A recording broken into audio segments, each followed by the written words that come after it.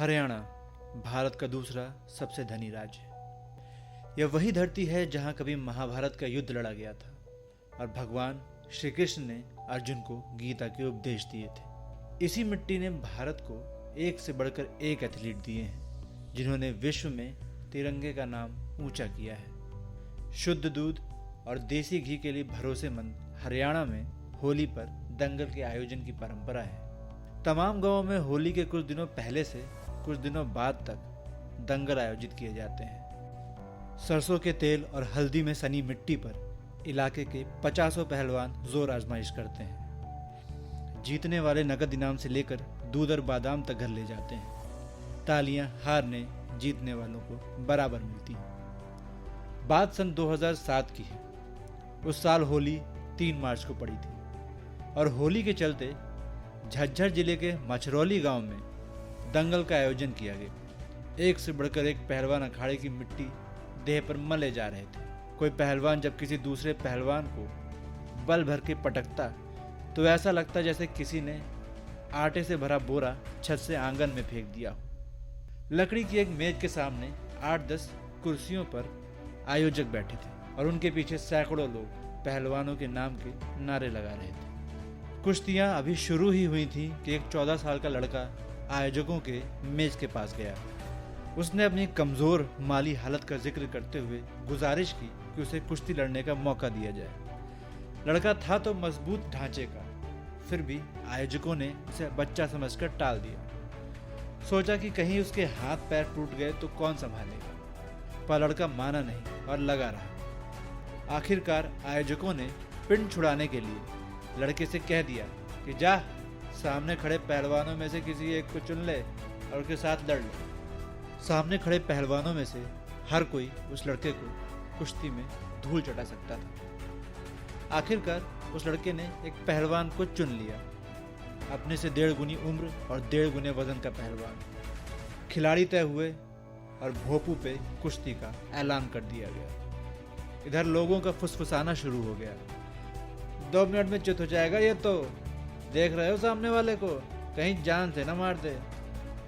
इसी फुसफुसाहट के बीच कुश्ती शुरू हुई। लेकिन ये क्या, ये लड़का तो पहलवान की पकड़ में आ ही नहीं रहा है। कभी कंधे पे चढ़ रहा है तो कभी पैरों के बीच से निकल जा रहा है। लड़के को पहलवान को ऐसे छकाते देख सभी को मजा आ रहा है। अभी कुश्ती के 5 मिनट भी नहीं बीते होंगे कि लड़के के नाम के नारे लगने लगे और अगले 5 मिनट के अंदर वो अपने से 1.5 गुने पहलवान पर ऐसा हावी हुआ कि उसे जांघों से उठाकर मिट्टी पर पटक दिया।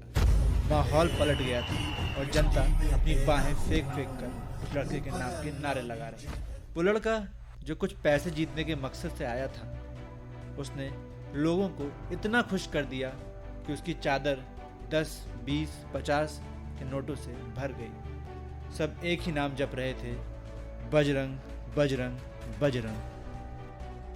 यह वही बजरंग पूनिया था जिसने आगे चलकर एशियन गेम्स 2018 में कुश्ती में गोल्ड मेडल जीता और भारत का नाम रोशन किया। लेकिन इस गोल्ड मेडल तक की राह बजरंग के लिए आसान नहीं थी। झज्जर के खुद्दन गांव में जन्मे बजरंग का बचपन तंगी में बीता। एक वक्त ऐसा भी था जब उनके घर में खाने के लिए भी पर्याप्त चीज़ें नहीं होती थी। उन्हें ये हालात बदलने थे और वो जिंदगी कुश्ती के बूते ही छोड़ी जा सकती थी। 8 साल की उम्र से ही बजरंग ने अखाड़ा जाना शुरू कर दिया। बजरंग के परिवार में खेती से जितना आता था उससे बस घर का गुजर बसर ही हो पाता था। ऐसे में उनकी खुराक में घी, दूध, बादाम शामिल करने के लिए उनके पिता ने कई बार कर्ज लिया। उनके परिवार ने हर मुमकिन तरह से उनका साथ दिया। बजरंग 14 साल की उम्र में छत्रसाल स्टेडियम पहुंचे। उनके छत्रसाल पहुंचने के कुछ दिनों बाद ही योगेश्वर दत्त की निगाह उन पर पड़ी और उन्होंने बजरंग को अपने अंडर ले लिया। उनकी ट्रेनिंग शुरू की, दांव पेच सिखाए और आर्थिक मदद भी की। बजरंग को इंटरनेशनल पहलवानों के मुकाबले खड़े करने का श्रेय पहलवान योगेश्वर दत्त को ही जाता है। यही वजह है कि बजरंग हमेशा योगेश्वर का नाम लेते हैं, चाहे बात पहलवानी की हो या जिंदगी। वो बताते हैं कि जकार्ता जाने से पहले योगेश्वर ने उनसे कहा था, मैंने ये मेडल 2014 में जीता था और इस बार तुम्हें जीतना है। बहुत अच्छी तैयारियां चल रही हैं, जितने भी एशियन गेम्स के लिए जो तैयारियां हमने करी हैं वो बहुत अच्छी चल रही हैं। एशियन गेम्स से पहले हम टूर्नामेंट खेलना चाहते थे और उसमें हमारी, क्योंकि हम वो देखना चाहते थे कि भाई हम कहाँ पे स्टैंड करते हैं, हमारी परफॉर्मेंस कैसी चल रही है। वर्ल्ड रैंकिंग टूर्नामेंट थे, दोनों अच्छे टूर्नामेंट थे। तो वहाँ पे एक मैंने 65 किलो में खेला था, एक 70 किलो में खेला था, तो दोनों में गोल्ड जीता। तो उससे पता लगा कि भाई मेरी परफॉर्मेंस कैसी चल रही है, तो काफ़ी अच्छी परफॉर्मेंस थी। योगेश्वर दत्त के लिए गर्व करने वाले लम्हे, अब उन्होंने तीनों प्रतिष्ठित गेम्स में मेडल जीत लिए हैं। योगी भाई का जो मैं आज जिस मुकाम पे हूँ, सबसे बड़ा रोल उन्हीं का है मेरी लाइफ में, और हर टाइम मोटिवेट करते रहते हैं।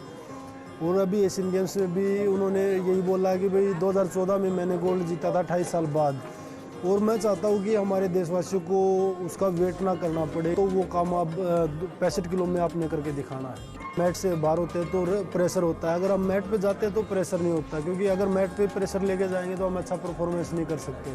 तो प्रेशर से लड़ना पड़ता है कि भाई हाँ, उधर जाके मैं भूल जाऊँ उस चीज़ को।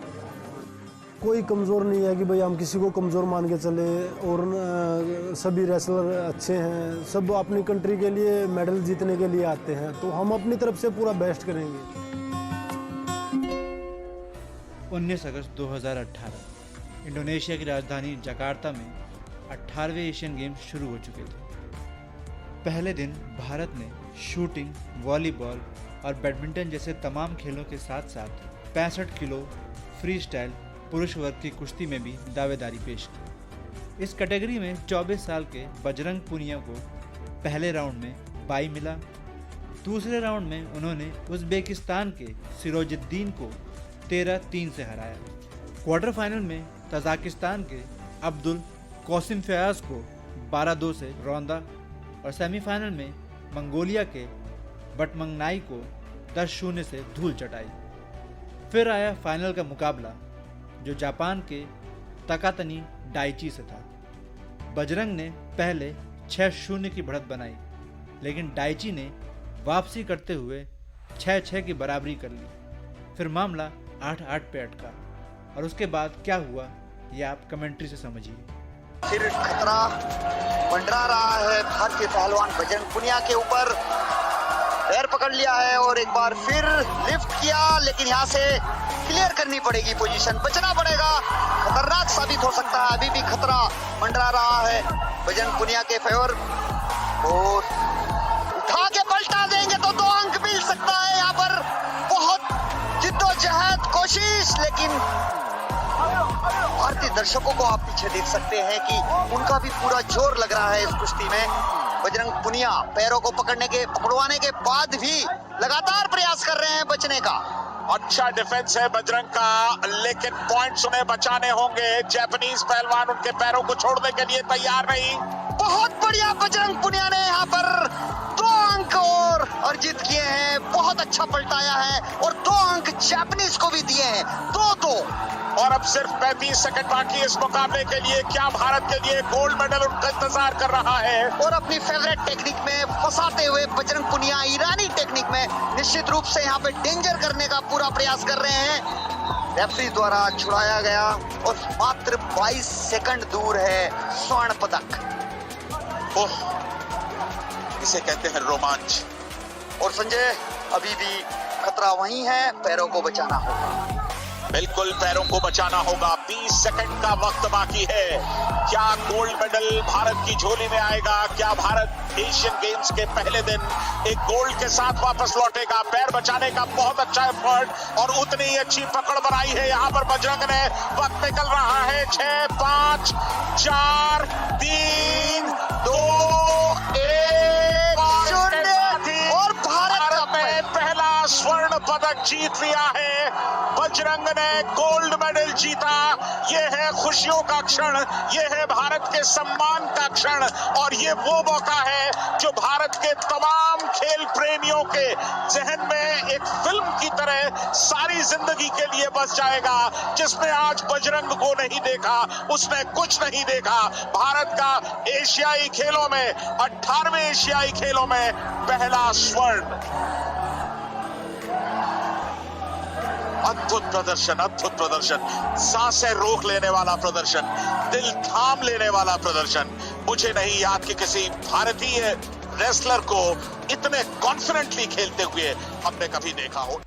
जकार्ता के स्टेडियम में एक बार फिर वही नाम गूंज रहा था जो 11 साल पहले झज्जर के उस दंगल में गूंज रहा था। बजरंग बजरंग बजरंग।